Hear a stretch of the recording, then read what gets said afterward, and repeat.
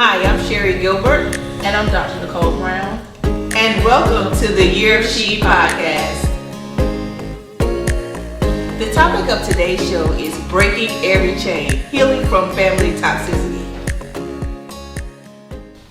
For me, one topic that comes to mind of toxicity from like family hurt or something like that. A couple months ago, a cousin and I was having a conversation about just being able to talk. Like I come from a big family. Majority of my cousins were girls, so we're actually really close. But sometimes we can find ourselves exhibiting toxic behaviors by just gossiping. Like one cousin can have an issue about something, and instead of us talking from a place of love, it starts off as from a place of love, but next thing you know, it turns into gossip conversation. And that's something that I know that me and my family members we're discussing and trying to improve on, because just a conversation about something that you have no idea of, or voicing your opinion about something that's going on in your family, can lead to gossip versus coming from a place of love where you're actually wanting to help versus hurt. So that's something that me and my family, we actually deal with, and something that we're trying to work on from, showing more love versus dealing with situations of gossiping versus loving more. So I just want to piggyback on what you said, Shanika, about how, you have multiple family members that are willing to engage in the gossip. Mm-hmm. I believe that's a form of pathology. We see what mama and grandmama did, mm-hmm. and we just pick up some of those negative habits, and we don't know how damaging it can be. Mm-hmm. Just mere gossip. But I totally agree with you on that standpoint. Mm-hmm. Your stance on it really resonated with me. Because you think that you're actually helping, but when that conversation turns, you're doing more hurting than mm-hmm. you're doing helping. Yeah, and you become a purveyor of toxicity. Mm-hmm. You absolutely do. Mm-hmm. But it also limits the limits what you're willing to actually give to your family. If they see that, if I call her and it turns into a gossip session, mm-hmm. then it makes you feel like, okay, if we're doing that, what is she doing with somebody else? It's no longer a safe place. It's no longer a safe place, mm-hmm. and we should be able to be safe within our family mm-hmm. units. Oh yeah, it can cause dissension in the family if they feel like it's not safe. Before you know it, you become a purveyor of chaos, and it is a form of pathology. But it creates some type of toxicity to where other people in the family might not feel like it's a safe place to even confide in. I think sometimes it comes across as like just casual banter, right? Like you're just sitting around having a discussion about someone or something that's in a situation, and you feel like you're safe to do that, and it's okay because this is my cousin, this is my sister, this is my aunt. But not taking into consideration that if you're saying something that you wouldn't necessarily say to that person, and they walked in, how would they feel? Yeah. Or if the roles were reversed, if this discussion was being had about you when you walked into a room, would you be okay with it? Would you say, well, they have my best interest at heart and I'm just going to sit here and listen? Or would you feel like they were talking about you behind your back? And I think setting that precedence or a standard for your conversations and being just clear about what you're saying to someone or about someone is important. You need to be clear about why we're having this discussion. Are we talking about her so that we can get together and help her or him? Or are we talking about them because it makes us feel good and they're doing worse than what I'm doing? At least I'm not doing that, to make yourself feel better. Then that's where the problem lies for me. So I was just going to piggyback on what Tanya said, and I think sometimes, even in my own family, we may be unaware of what we're doing when we're talking about another family member. And I think coming from the standpoint where I'm coming from as an educator and school counselor, what we try to do in our family is not just talking about somebody just to be talking about them and bad mouthing, because that is toxic, but what we're talking about it because we're concerned. And what we typically do is we typically take it to that person. So they don't feel like we're just talking about them and we think that we're better than them. It's nothing like that. For us, it's coming out of genuine concern because we really want to help that person, our sibling, or whoever it is, to be a better person.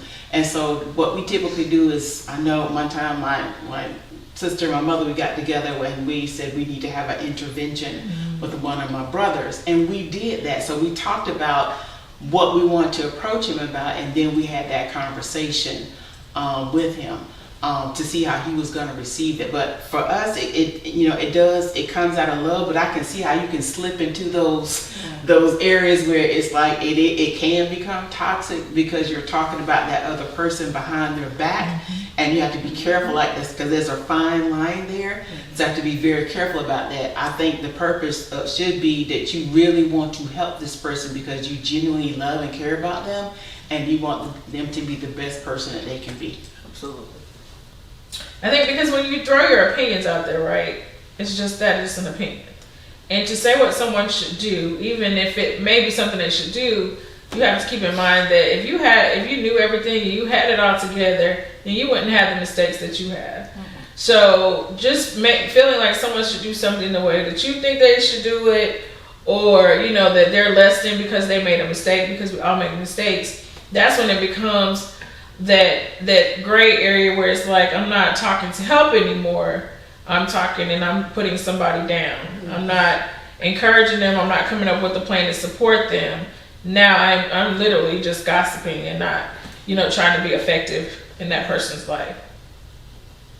It kind of makes me think about being the family member who tries to keep the peace. Even when those conversations arise, you still try to find something good about that person that if the conversation may be about, or if that person is in a conversation and you see it kind of going to the left, not going how you really want it to go, but you're the person that's trying to find the good in that person still, so you can kind of direct that discussion in a positive manner. Sometimes you'll get pushback, like, oh, you always taking up for that person. Like, it doesn't matter what they do, you always gonna find something good in them, and what they doing is wrong. And in essence, what they're doing may be wrong, but you see the good in that person, and especially if they're a family member, you love them. So the love that you have for them is always trying to say, hey, they might be doing something that we don't like at the time, but we know they have good qualities, and I like to take the good qualities and have them outweigh their bad. So it's a good way to redirect conversations in that instance. How do we redirect those conversations? Even if someone is pushing back and saying, well, you always defend that person, how do we make it the norm? I think a lot of times we enter into conversations where the person is not in the room. I think it's important that if you're going to have those type of conversations, even if it's about things that you need to address with a certain family member, it's important that you bring that person in the room, that you're not talking behind their back, and that you're bringing them into the conversation, because that's when it becomes toxic. When you are talking behind someone's back and they're not in the room, and you're not finding the positive in the conversation, you're just pointing out the negative. Those are some negative traits that person may need to hear. They need to be in the room to hear those types of conversations. And I know a lot of times, and I know Shanika has a lot of aunts, so I always wonder, these types of toxic behaviors in families, where do they start? Is it something that we see our aunts or uncles or great grandmothers or great grandfathers do? I know a lot of times I wasn't allowed to be in the room because they said, as a child, you stay in a child's place. And so I wasn't allowed to be in the room a lot of times during these types of conversations. But of course I was nosy. So I had my ear to the door, so I heard some of these conversations, and it was basically toxic conversations about people who were not in the room. So I think That's the most important part. We always want to have these interventions, but we don't want to have the interventions with the people who need the intervention. Yes. We have an intervention with the person not even there. And so I think in order for us to enact change in our families, we have to bring everybody in the room, especially the people who we're trying to, we want to receive the intervention. Absolutely. Just to piggyback on what you just shared out, Sherry, we have to do it with intentionality. Yes. If the gain is for the greater good, for that person to get some help, that intervention needs to take place with that family member, friend, whomever present. Otherwise, it's just gossip. It is. Falling on deaf ears of one another. Yes. I think we ought to take that into our friendships as well, because we're talking about family, but even with your friends, sometimes, you feel like they're making a poor choice. Yes. But being a support to them, and sometimes just accepting the fact that they're going to do that. And I have friends, and we'll tell each other, I might not agree with what you're doing, but when you're done, I'm here. When you need me, I'm here. And then just kind of stepping back and not always inserting yourself into their situation, inserting yourself into their relationships, because they may be able to accept something you can't. There's certain things I know I'm not going to deal with in a relationship, but they're okay with it in their relationship. And so for me to say what I would do in that situation and they're okay with it is wrong. And then to go and discuss it with someone else is going to be hurtful for them as well. So it could go across the board in work relationships, friendships, community organizations, different things that we have to be cognizant of what we're saying and doing for anybody, because it could hurt anybody. And I like that the younger generations, they really challenge the status quo. Like, they really want to know why we do certain things, and they're always asking questions. I know I was born in an era where we weren't allowed to ask why. But now that the newer generations and the younger generations are asking why, I think it's important to know why. Because a lot of times we take on these toxic behaviors from our family members and we never understand why we do the things we do. They're just bad behaviors that we have carried on, not only into our families, but into our friendships, into our relationships with our significant others. It's something that we carry on throughout our lives, and we never really understand why, because we never challenged Big Mama or Grandma or those people who were our matriarchs and patriarchs in our family. We just take on those toxic behaviors that were displayed in front of us. What you just said, the Bible says what my people perish for the lack of knowledge. We like you said, we grew up going off what Mama said, what Big Mama said, what Grandmama said, and we never questioned, not knowing that Mama, Big Mama, whomever was not always right. And so that toxicity crept on in because we were blind to the knowledge of the truth. That they were wrong. We didn't know that they were wrong. We were just obedient because Mama said so. That's it. That's why we didn't ask no questions. That's why we entertained some of the stuff that we had no business entertaining, because we saw the toxicity within the family and like, okay, they did it, so it's okay to do it. Yeah. Growing up, the rule of thumb in our house is when my mom said something, that was the end of it. You did not interject. You didn't really have a voice, and I don't think they knew how much toxicity came of that, right? It was an archaic way of thinking, in my opinion, that I'm right because I'm the mom and I'm your elder. And a lot of times you will feel unheard and unseen, and even though it wasn't coming from a place of malice, it's pathology. Their parents did it to them. It wasn't until I was probably 30 years old, my mom said, I don't like to talk about things because my father didn't like to talk about things. It was his way and that was it. Of course, I knew a different side of my grandfather at that point, but that was my mother's truth, and that's something that I was not privy to. So it's always a why behind it. We might not get the answers or even ask, but there's always a why behind those behaviors. I applaud the fact, Sherry, that young people are being a little bit more outspoken and bolden in asking why. And I do agree that I grew up in the same era as everybody else. You don't ask questions. And it was like, why? Because I said so. And so I think with the younger generation and with them being a little bit more bolder and brazen and asking why, they deserve answers. Absolutely. That's how you learn and how you grow. Absolutely. And so we need to be forthcoming, and it also puts us in a spotlight where, okay, now we've got to be honest and authentic. Yeah, absolutely. With that why question and answering it in an honest and authentic way, so they truly understand why we said what we said or did what we did. And I think I applaud them for doing that. And it puts us in a position to start repeating certain things. Yeah. I've had conversations with my mom and even my grandmother about, well, why did we do this or why did we do that? And you will find that if you really sit down and ask them in a respectful way, because it has to be respectful, they may not know. I don't know. I never thought about it. My mom always did that. My aunt always did that. And then that opens up a space for dialogue about, well, does it make sense? Should we continue to do it? Because a lot of times they don't know. They were told the same things we were told because I said so, and this is just what we do. And then we put the tag of culture on it to say that this is what we do as a people, or this is what we do in this family, because nobody wants to push back and ask those questions. But I agree, them being able to push that button and say, hey, hold up, you want me to do this? Why should I do this? And why are you doing that? And why does this make sense to you? And what is this about? Where did this come from? And I think that's healthy. It is. I would say I've been an educator for a while, and in my classroom, I had a Montessori background, so it was always about exploratory. I teach you this, and then you show me you can do it, and then after that, you'll have a little bit of freedom, right? Because you know things, so now you can do it on your own. You go explore.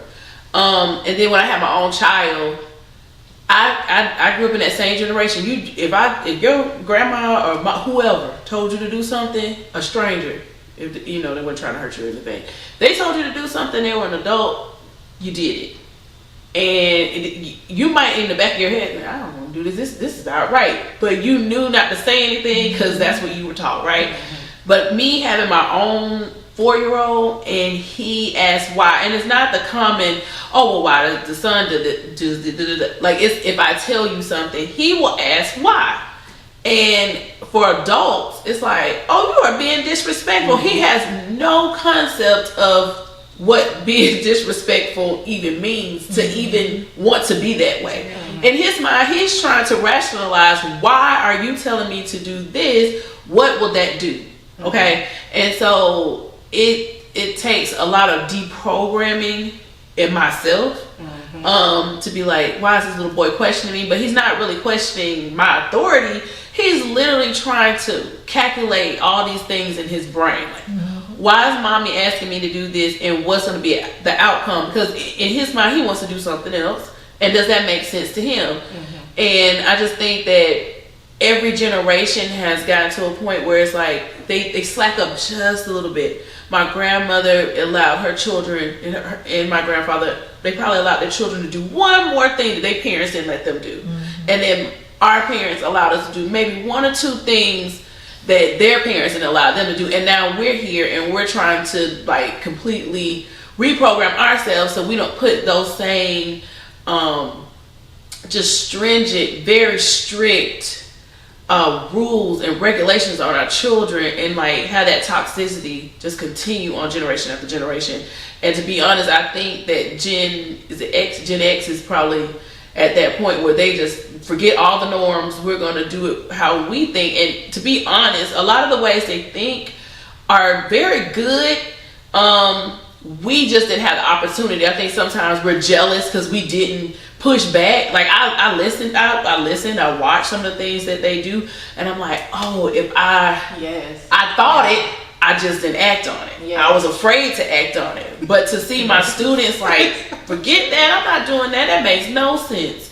You told me to go to college and do this, and look how everybody, the generations before me, look how they turned it out. Oh, all this money, you got to do this, and we literally it was a conversation going about that. Like, so I think every generation, as we brought up the Bible before, the Bible speaks of every generation is going to become wiser. And I think we're at the point where it's shocking how wise the children are from birth now, right?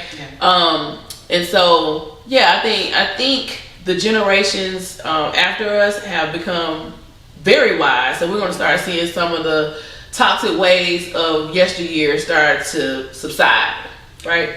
I want to hit on what you just said too. I remember like being a teenager and growing up. I had my son as a teenager, but my mama would always tell me no. And guess what? I didn't question her no. Right. Now, and this is the funny thing. My older brother got told yeah. My older sister got told yeah. Whatever reason, I got told no. Then my younger brother got told yeah. So it wasn't until I became an adult and I questioned myself. Why did she tell them yeah, but tell me no? And then when my daughter, my oldest daughter, she graduated from high school, and she was like, well, I want to go off to college. Oh, you ain't going off?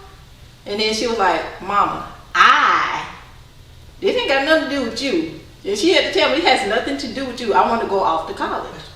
And then I was like, are you going to do her the same way that your mama did you? And I had to tell myself, no, I'm not. All right, baby, where we going? Look. Yes. And that was the best thing that I could do, was to tell her yes. Absolutely. Versus telling her no. Because my mama knows, I'm not even going to lie, it hindered me. Yes. It hindered me in a lot of different ways. But now I understand.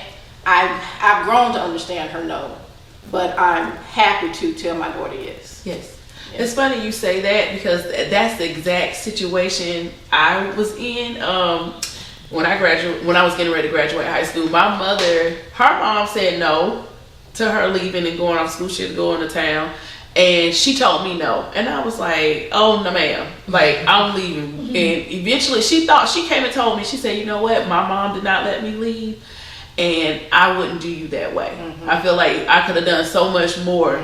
If you want to go out and go to school somewhere else and experience a different life, you go ahead." And that's exactly what she did. I appreciate her doing that, because I've learned so much going off. So yeah, same situation. I think that statement is not about you stands out for me, because it's not about you, whether it's with your child, whether it's with your friend. And speaking on stepping out and going to college, I remember my mom saying all the time, I couldn't go to this particular HBCU. You can go to college, but you can't go to this one, because she had heard and she had experiences about that particular school. And she let me go to an HBCU.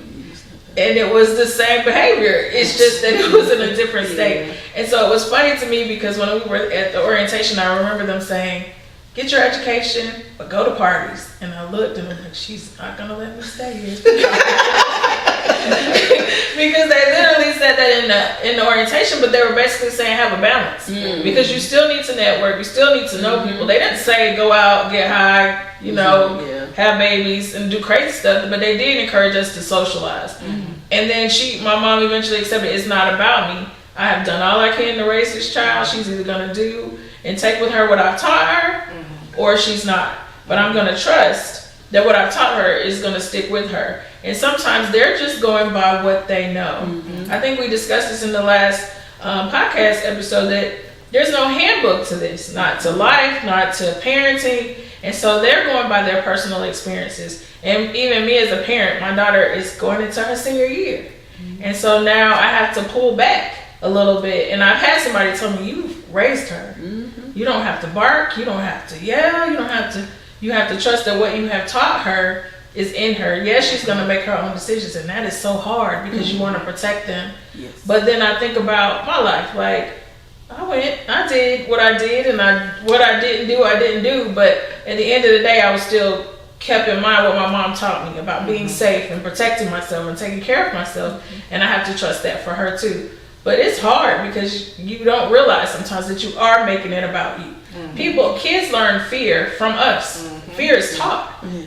And so they don't know to be afraid until we teach them to be afraid. Absolutely. So if you continue to put yourself off on them, then they'll live that life of fear that without even exploring and experiencing what could be their own journey. Absolutely. I think it resonated for me when I heard myself telling my son I was getting ready to whip him, and I said, "This is gonna hurt me as much as it hurts you." And I was like, "Where the heck did I get that from?" It's not gonna hurt me.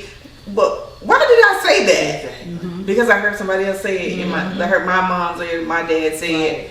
But it sounded silly when I said it. But I realized, like, that's the type of family toxicity that we're talking about today. Like, I remember telling my son one day, you're going to sit here at this table till you eat all this food. Come on, man. And I made him sit there. He sat there until he went to sleep in that food. Mm-hmm. And my son, there's certain things, my son loves vegetables, but he does not love okra. But for some reason, I wanted him to eat that okra.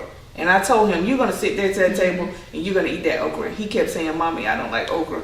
And I kept saying, well, you're going to sit there till that plate is empty. And he kept saying, if I eat this okra, I'm going to throw up. And I kept saying, I don't care. You're going to sit there to the table and eat that food until it's gone.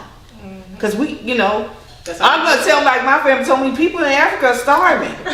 And you need to eat that food. And he ate the okra and he threw up right there in his plate. Wow. And I remember then just saying, I'm never doing this again. Because it just doesn't make sense. And I should have asked why. That's right. Because I don't understand. Yeah. But we carry these behaviors not only in our relationships and with our friends, but we also carry these relationships. We carry this type of behaviors rather in our workplace. I work with a bunch of young officers, and they ask why all the time. And sometimes upper command, they're like, why are they not doing these things that we tell them to do? And I think it has a lot to do with, because they need to know why. They have to know the outcome, especially we're in a field where your life is on the line.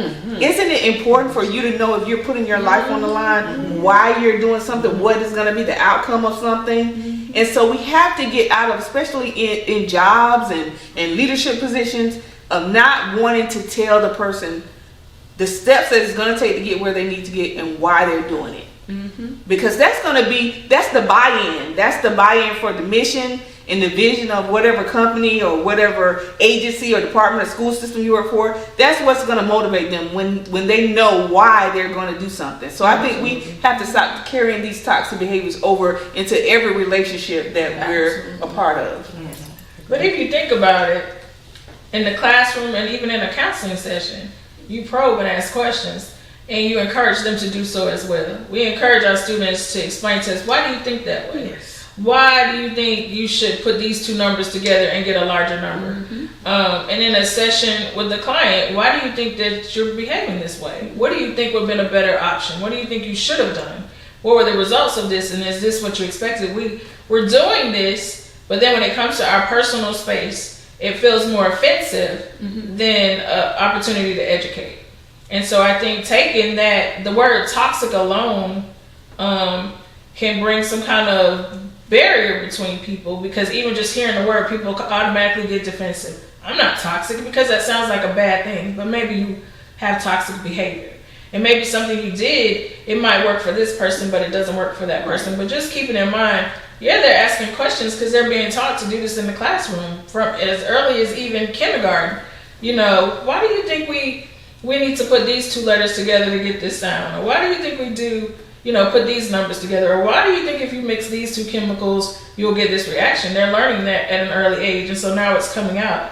Whereas it wasn't necessarily pushed as much when we were younger. It was like, this is this, and this is why, and let's go on.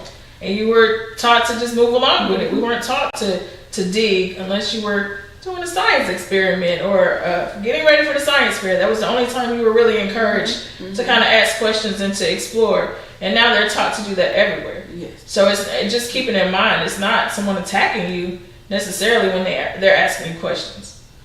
I would like to piggyback off what Tanya's saying. I sometimes I have a conversation with a friend or so, and I'm always like, how we spend as children, we spend a lot of time at school, and you're typically with your teacher 8+ hours, 6 to 8 hours a day, right? And to like correlate with our family, like generations, we've had different generations of teachers, and the same things that we dealt with our families, when it's like, okay, this generation is letting us do a little bit more, and then it just trickles down. I think the same thing happened in the classroom as well. A lot of children start off with this glimmer of hope, like, I want to do this, I want to do that, I enjoy doing this, they like to talk, they like to express themselves in all these different ways, and then you get to a certain grade and it's like, you're quiet. You need to be quiet for 6 hours a day. The only person in the room that gets to talk is the teacher. If you talk out, I'm going to write you up. You're going to do this. And as I'm a child, I like to talk. So I used to get in trouble a lot for talking. And to this day, I've never understood why we could not talk. What was it that was going to change that classroom and the way it ran by us just talking with a hum? You know, like a working environment always has a hum.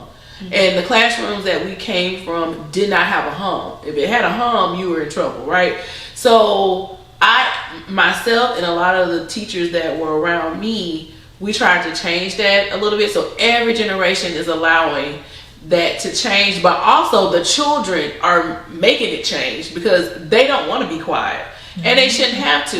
It's like I've heard people say school is where children's dreams go to die. Wow. You go into a classroom by the first grade and they completely act like you are an adult. You are a little adult. You do not get to talk. You do not get to talk to your friends. You do not get to express yourself. You express yourself in the classroom and I take it away from you. You do not talk at lunch. You do not get recess. So when do you get to express yourself? You don't, right? And a lot of us came through a generation when we did not get to express ourselves. And you do what you're told either at school or at home. If you didn't do it at school and your parents were told you didn't do it, you got in trouble at home. So it was just a continuation of discipline of you express yourself and now I'm going to punish you for it. And it's almost like they got us ready for the workforce where you come to work, you do exactly what I say. This is your list. You do this. You check off your list. You go home. You do whatever you're gonna do. You get back up, and we're gonna start it all over again. It's just a process. So it's almost like they had us from first grade up. You're in a program. It's a system. But like y'all just said too, the generation behind us, Not happy. these kids ain't trying to go to work. They want to be YouTube famous. Like they want to be YouTube famous. They want to be entrepreneurs. Yes. They're not thinking the status quo of graduate, go to school, get a job. They're thinking, oh, I'm in high school. I can I can do a side hustle. I can braid hair, and I can design your shoes, or I can do fashion. I can create this YouTube video, and they completely are breaking that chain that we're talking about. So the chains are actually being broken. But we need to make sure that we, as their parents or their mentors, are allowing them to have these open spaces, allowing them to come to us and ask the whys. Because now my daughter asks me why about everything, but now she grown, so now I can tell her why. So, but it's beautiful to see that these chains are actually getting broken in our families because of the knows and I told you so. Absolutely. Yeah, I agree. I'd like to piggyback on what Nicole shared with how our children are being programmed, right? And so you're almost viewed as problematic if you want to ask questions or try to have an understanding of the why behind that. Because they tell you, show up in the world as your authentic self. We want to hear your great ideas. But then you look like you're the problem if you show up in the workforce. That behavior starts, that toxicity, I'm revisiting that word, that starts in childhood. Absolutely. And like you said, it's almost indoctrinated in some of us that even being vocal is problematic. Absolutely. I have to agree with that. The outspoken child becomes the outspoken co-worker who no one wants to deal with. They start too much mess. You asking a question at a meeting is a problem. and so I have to agree with that. And that's a problem. And I have to agree, I think the chains are being broken. This newer generation does not have a problem with asking. And they are with whatever people throw out, they catching it. They're catching it. But to go back to their authentic self, I work at a police precinct. I'm the admin to the chief, and but it's at a college. And we had a new employee come in. Now, I'm the youngest person in the police department, but like I said, it's for school, so there's other young people that come into the office. And this one girl is being her authentic self, happy. I remember saying this, what you so happy? What you so happy about? But then it's like me, I being like our mamas, and like, what you smiling for? You doing too much. Why are you doing too much? Who am I to tell this girl what you happy for? Mm-hmm. And it's, ooh, we toxic. Yeah, we can be. I think we have to go back and kind of dig a little bit deeper. Like in that situation, you were projecting trying to project who you were onto her. Mm-hmm. But I think we got to even go back, and this just came to my head, we got to go back and look back at our history. Mm-hmm. Yes. Because during slavery, during Jim Crow and civil rights, boundaries were put on us. You don't talk back, you don't look, you don't do this, you don't make no scene. And so that we take those same rules, quote unquote, and we instill them in our family. Absolutely. And that could be one source of the toxicity that we've gotten from other people that were imposed on our grandmothers, great grandmothers, and we just pass that on down from generation to generation. That's it. Just something to think about. That's it. Sherry and Dr. Brown, I would like for us, we've talked about it in different relationships. I think it's also important that we talk about it in our romantic or partnership relationships at some point, because we touched on growing up, we've even said how it shows up there, but we didn't really talk about that. So maybe at some point we could revisit this part and talk about how it shows up in relationships, because we are getting married, some of us are single, some of us are divorced or getting divorced, and that stuff still shows up. And I think it's very important to touch on that as well. So as Patrice was stating, a lot of the toxicity that we experience happened long time ago in our history. But I think it's also deeper than that, because a lot of things that we experience are epigenetic. A lot of things happen to us, and our fears and wants and desires and anxieties happen to us while we're in our mother's womb. So I don't think that women really understand the power they have over the next generation, over breaking those chains, especially when they're carrying a seed. And it's up to us as women to make sure that we break those chains. And I also want to piggyback off what Tanya said about relationships, very important. And we're definitely going to talk about that in our next segment, which is Welcome to Atlanta, Dating in the ATL. I can't wait.